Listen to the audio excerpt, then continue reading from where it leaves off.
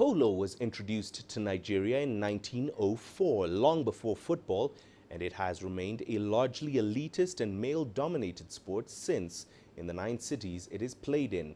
However, trailblazing Aisha Suleman is breaking down barriers for women in the conservative Northern Kaduna State. CGTN's Kelechi Emekalam brings us the inspiring story of this 18-year-old prodigy.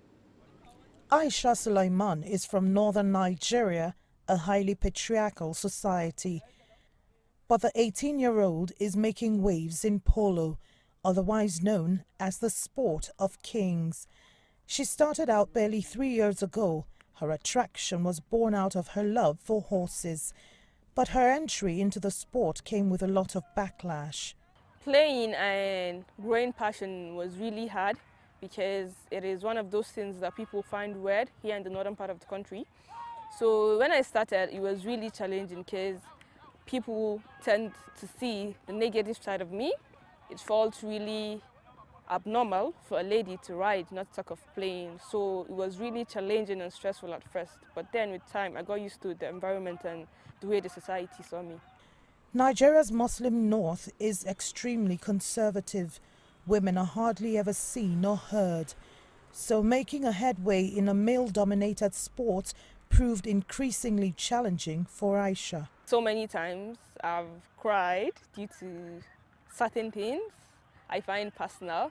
But then there was a time I got really prepared to play a tournament and then I got pushed out for no particular reason. I think that's one of the worst encounters I've had with the players and the game itself. But Aisha wants to change the narrative. She's encouraging more women like herself to take up the sport. I hope I get to change the fact that ladies have been discriminated if you have a passion to play.